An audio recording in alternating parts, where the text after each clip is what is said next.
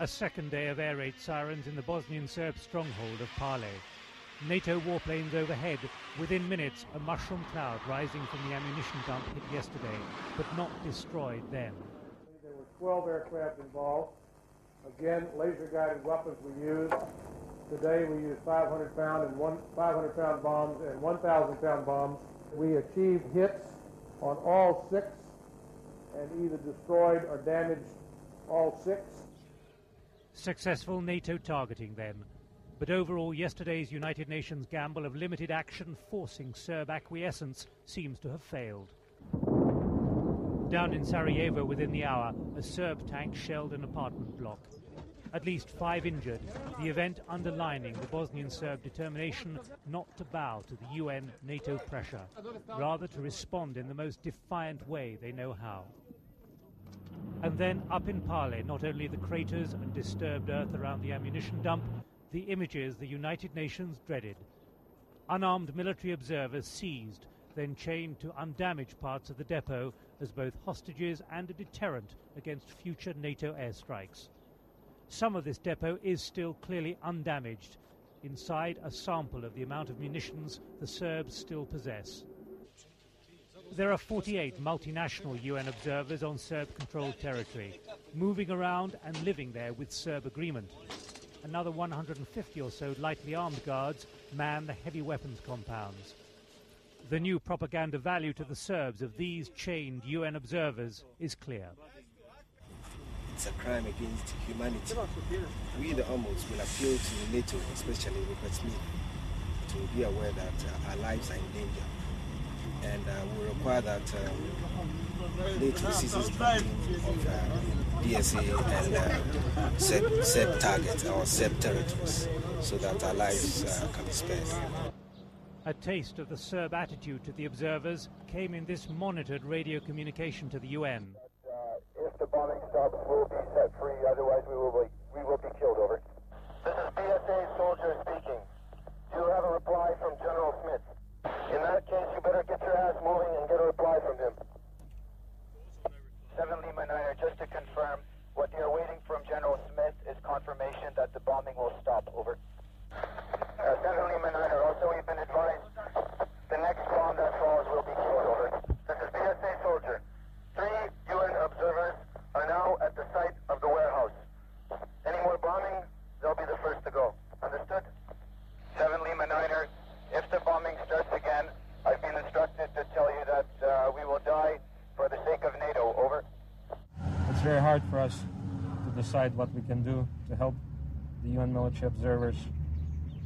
We're trying to get in contact with General Mladic and try to persuade them to free these unarmed monitors of the situation on the ground.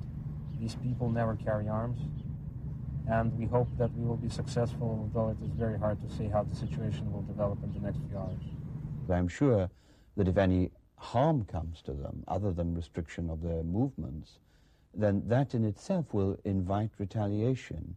This would be a direct attack on a very well-tested principle of peacekeeping, and the Security Council would have to respond in a very robust manner. At the root of this now is a bitter trial of strength between 2 generals.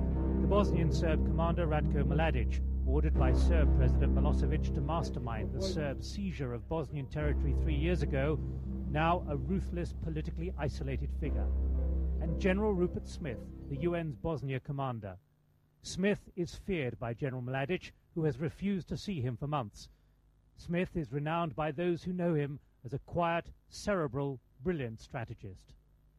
Mladic, I think, really sense in Smith a rival, somebody who might come up with the UN-NATO plan that would scotch him forever, scotch not only his immediate military plans for this summer, but his long-term political ambitions in the leadership of Serbdom.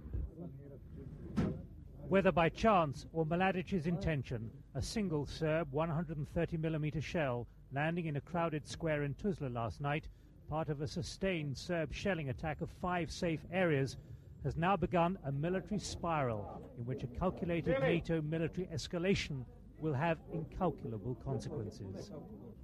Our army now is on alert. Of course, we cooperate with UNPROFOR. However, Karadzic Serbs are not attacking front lines.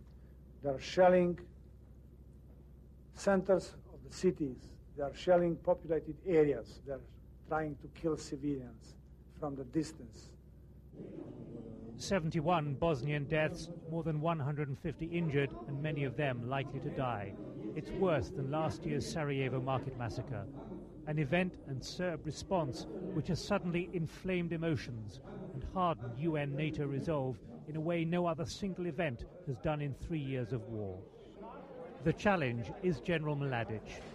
He is demonstrating a well-known Serb characteristic called inat, spite, hatred. Hence you see shelling of civilian populations in Sarajevo, in Tuzla, rounding up relatively defensive UNPROFOR soldiers and threatening them with death, and it would be pretty ghastly. It's the way Mladic has conducted this war, because he's also the general of the camps and ethnic cleansing, and this is the way that he intends to carry on. The fact is, though, I think that time is against him, and this is what General Smith realizes now.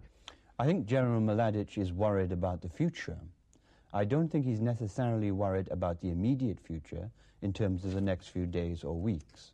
I think that he's an extremely astute general and realizes that the overall situation is going against him and will do so over the next year, diplomatically, economically, and of course militarily as the Bosnian government forces become better.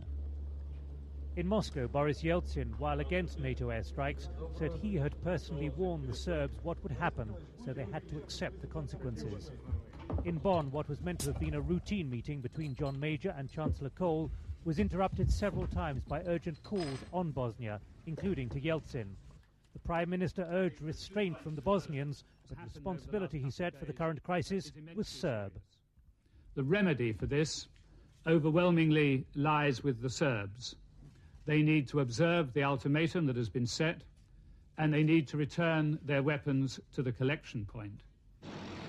All this on the day the United Nations Secretary-General had planned to put up new options for the whole UN operation in former Yugoslavia to make it more viable and less vulnerable to international criticism and armed attack.